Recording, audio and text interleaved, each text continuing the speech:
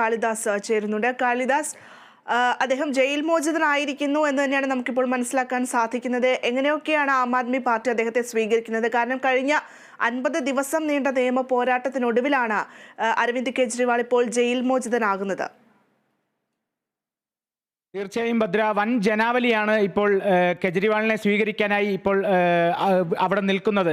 കെജ്രിവാൾ മാത്രമല്ല, കെജ്രിവാളിനെ സ്വീകരിക്കാനായി പഞ്ചാബ് മുഖ്യമന്ത്രിയും ഒപ്പം ഡൽഹിയിലെ മറ്റു മന്ത്രിമാരും കെജ്രിവാളിനെ സ്വീകരിക്കാനായി ഇപ്പോൾ നിൽക്കുന്നുണ്ട്. കെജ്രിവാൾ ഇപ്പോൾ നിലവിൽ പുറത്തിറങ്ങിയിരിക്കുകയാണ്. 50 ദിവസത്തിന് ശേഷമാണ് ഡൽഹി മദ്യ കേസുമായി ബന്ധപ്പെട്ടുള്ള അറസ്റ്റിന് ശേഷം കെജ്രിവാൾ പുറത്തിറങ്ങുന്നത്. ഇതിനിടയിൽ പലതരത്തിലുള്ള വിവാദങ്ങൾ പ്രതിപക്ഷത്തിൻ്റെ ഭാഗത്തു നിന്നും ഉയർന്നു വന്നിരുന്നു. 2021-22 വരെ ഉണ്ടായിരുന്ന ഒരു മദ്യനയത്തിൽ ഉണ്ടായിരുന്ന അഴിമതിയുമായി ബന്ധപ്പെട്ടായിരുന്നു അരവിന്ദ് കെജ്രിവാൾ അറസ്റ്റിലായത്. മുൻപ് പലതവണ ED അദ്ദേഹത്തെ ചോദ്യം ചെയ്യലിനായി വിളിച്ചിരുന്നെങ്കിലും അദ്ദേഹം അതെല്ലാം അവഗണിക്കുകയായിരുന്നു. അവസാനം മാർച്ചോടുകൂടിയാണ് അദ്ദേഹത്തിൻ്റെ അറസ്റ്റ് രേഖപ്പെടുത്തിയത്, ED അറസ്റ്റ് രേഖപ്പെടുത്തിയത്. ഇതിനെ തുടർന്ന് അദ്ദേഹം ഡൽഹി ഹൈക്കോടതിയിൽ ഹർജി സമർപ്പിച്ചിരുന്നു. എന്നാൽ അത് തള്ളിയ ശേഷമാണ് പിന്നീട് സുപ്രീം കോടതിയിലേക്ക് വന്നത്. സുപ്രീം കോടതിയുടെ വിധി പ്രകാരം പറയുകയാണെങ്കിൽ ഇപ്പോൾ 21 ദിവസത്തെ ഇടക്കാല ജാമ്യമാണ്, ഉപാധികളോടെയുള്ള ഇടക്കാല ജാമ്യമാണ് അരവിന്ദ് കെജ്രിവാളിന് കൊടുത്തിരിക്കുന്നത്. ഇതിൽ തന്നെ തിരഞ്ഞെടുപ്പ് പ്രചരണവുമായി ബന്ധപ്പെട്ടാണ് അദ്ദേഹത്തിന് പ്രധാനമായും ഇടക്കാല ജാമ്യം അനുവദിച്ചിരിക്കുന്നത്. ഒപ്പം പ്രതിപക്ഷത്തു നിന്നും അല്ലെങ്കിൽ കേന്ദ്ര സർക്കാരിൻ്റെ ഭാഗത്തു നിന്നുള്ള വക്കീൽ ഇതിനായി സൂചിപ്പിച്ചത് ഈ കേസുമായി ബന്ധപ്പെട്ട യാതൊരു പ്രചരണത്തിനിടയിൽ അല്ലെങ്കിൽ യാതൊരു വിവാദങ്ങളും അല്ലെങ്കിൽ ഇതിനെപ്പറ്റി കൂടുതൽ വിവരങ്ങളൊന്നും പ്രചരണത്തിനിടയിൽ ഒരു രാഷ്ട്രീയ ആയുധമായി ഉപയോഗിക്കരുത് എന്ന തരത്തിലൊരു നിർദ്ദേശം കേന്ദ്രത്തിൻ്റെ ഭാഗത്തു നിന്നും സമർപ്പിച്ചിരുന്നു. എന്നാൽ സുപ്രീം കോടതി ഇതിന് കടുത്ത മറുപടിയാണ് കൊടുത്തത്. കാരണം ഇതെല്ലാം ഇതൊരു തിരഞ്ഞെടുപ്പാകുന്ന പക്ഷം ഇതെന്തായാലും നേരിടേണ്ടത് തന്നെയാണ്. കേന്ദ്രം അത് നേരിട്ട് തന്നെ അനുഭവിക്കണം. അതിന് കൃത്യമായി തിരിച്ചും അവർക്ക് മറുപടി നൽകാം എന്ന തരത്തിലാണ് സുപ്രീം കോടതി മറുപടി തന്നത്. സഞ്ജീവ് ഖന്നയും ദീപാങ്കർ കർത്തയും ജസ്റ്റിസുമാരായ സഞ്ജീവ് ഖന്നയും ദീപാങ്കർ കർത്തയും അടങ്ങിയ ബെഞ്ചാണ് ഇപ്പോൾ ഇടക്കാല ജാമ്യം അനുവദിച്ചിരിക്കുന്നത്. മാത്രമല്ല, സുപ്രീം കോടതി സൂചിപ്പിച്ച മറ്റൊരു പ്രധാനപ്പെട്ട വിഷയം എന്തെന്ന് പറഞ്ഞാൽ തെരഞ്ഞെടുപ്പ് പ്രചരണത്തിനുള്ള അവകാശം മൗലികാവകാശമാണ്. തീർച്ചയായും ഒരു അസാധാരണ സംഭവം അല്ലെങ്കിൽ ഒരു രാഷ്ട്രീയക്കാരൻ എന്നതല്ല, ഓരോ വ്യക്തിക്കും അസാധാരണ സാഹചര്യങ്ങൾ ഉണ്ടാകുന്നുണ്ട്. അത്തരത്തിലൊരു അസാധാരണ സാഹചര്യമാണ് ഇവിടെ ഉണ്ടായിരിക്കുന്നത്. അതുകൊണ്ട് തന്നെ തീർച്ചയായും ഈ ഒരു വ്യക്തിയുടെ അല്ലെങ്കിൽ അരവിന്ദ് കെജ്രിവാൾ മുൻ മുഖ്യമന്ത്രി എന്നുള്ള തരത്തിലല്ല, ഒരു സാധാരണ പൗരൻ എന്നുള്ള നിലയ്ക്ക് ഇത് തീർച്ചയായും പരിഗണിക്കണം എന്ന തരത്തിൽ തന്നെയാണ്. അതേസമയം ED ഇതിനൊരു മറുപടി പറഞ്ഞത് എന്താണെന്ന് വെച്ചാൽ തെരഞ്ഞെടുപ്പ് പ്രചരണം അല്ലെങ്കിൽ തെരഞ്ഞെടുപ്പ് പ്രചരണത്തിനായുള്ള അവകാശം എന്ന് പറയുന്നത് ഒരു മൗലികാവകാശമല്ല എന്ന തരത്തിലായിരുന്നു EDയുടെ പക്ഷത്തു നിന്നുള്ള വാദം. എന്തായാലും 2022 കേസെടുത്തെങ്കിലും 2024 കെജ്രിവാളിൻ്റെ അറസ്റ്റ് രേഖപ്പെടുത്തിയത്. തീർച്ചയായും ഇത് കെജ്രിവാളിനും അല്ലെങ്കിൽ ആം ആദ്മി പാർട്ടിക്കും ഒരു നല്ലൊരു മുന്നേറ്റത്തിനുള്ള സാധ്യതയാണ് ഇപ്പോൾ നിലവിലുള്ളത്. കാരണം കെജ്രിവാളിൻ്റെ തിരിച്ചുവരവ് എന്ന് പറയുന്നത് ഡൽഹി രാഷ്ട്രീയത്തിൽ ഏറെ മാറ്റം സൃഷ്ടിക്കുന്ന തരത്തിലായിരിക്കും. കാരണം കെജ്രിവാളിന്റെ തിരിച്ചുവരവ് എന്ന് പറയുന്നത് ആം ആദ്മിക്ക് മാത്രമല്ല, ഒരു പക്ഷേ ഇന്ത്യ മുന്നണിക്ക്. ഇന്നിപ്പോൾ MV ഗോവിന്ദൻ മാഷ് അദ്ദേഹം പറഞ്ഞിരുന്നു ഇത് ഇന്ത്യ മുന്നണിക്ക്, അതുപോലെ തന്നെ PK കുഞ്ഞാലിക്കുട്ടി അടക്കം പറഞ്ഞിരുന്നു ഇത് ഇന്ത്യ മുന്നണിക്ക് കൂടി ഒരു ആശ്വാസകരമാണ് ഇത്തരമൊരു കാര്യം എന്നുള്ളത്. കാരണം അരവിന്ദ് കെജ്രിവാൾ എന്ന് പറയുന്നത് ഡൽഹി മുഖ്യമന്ത്രി എന്നതിനേക്കാൾ ഉപരിയായി കേന്ദ്രത്തിന് നേരെയുള്ള ഒരു വാളായി മാറുന്ന ചില സാഹചര്യങ്ങളൊക്കെയുണ്ട്. അതുകൊണ്ട് അദ്ദേഹം പുറത്തു വരുമ്പോൾ ഇനിയുള്ള ദിവസങ്ങളിലെ പ്രചാരണം അത് അതീവ ശക്തമായി അല്ലെങ്കിൽ അത് കൊഴുപ്പിക്കാൻ തന്നെയാണ് ഇന്ത്യ മുന്നണിയും അതുപോലെ തന്നെ ആം ആദ്മിയും ഒക്കെ ശ്രമിക്കുന്നത്. എന്തായാലും അത്തരത്തിലുള്ള ഒരു പ്രചാരണം തന്നെയായിരിക്കില്ലേ? പ്രത്യേകിച്ചും ഇപ്പോൾ ED അത്തരം ഒരു കാര്യം പറഞ്ഞപ്പോൾ സുപ്രീം കോടതി വലിയ രീതിയിലുള്ള വിമർശനമൊക്കെ ഉന്നയിച്ചിരുന്നു.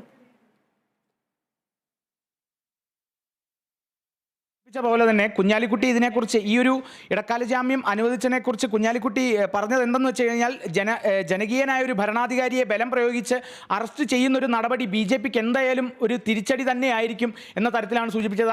അതുപോലെ മുൻപും ഈ ഒരു അറസ്റ്റിന് ശേഷവും പല പ്രമുഖരും പ്രതിപക്ഷത്തു നിന്നുള്ള ഇന്ത്യ മുന്നണിയിൽ ഭാഗമായിട്ടുള്ള പല പ്രമുഖരും ഇതിന് കൃത്യമായി മറുപടി തന്നിരുന്നു. ഈ അറസ്റ്റിനെതിരായി മറുപടികൾ തന്നിരുന്നു. രമേശ് ചെന്നിത്തലയും ഇതിനു മുമ്പ് കൃത്യമായി മറുപടി സൂചിപ്പിച്ചിരുന്നു. കാരണം ഇന്ത്യയിലെ ജനാധിപത്യം തകരുന്നതിൻ്റെ ഒരു ഉദാഹരണമാണ് ഈ കെജ്രിവാളിൻ്റെ അറസ്റ്റ് എന്നുള്ള തരത്തിലായിരുന്നു രമേശ് ചെന്നിത്തലയും ഈ അറസ്റ്റിനെതിരെ പറഞ്ഞിരുന്നത്.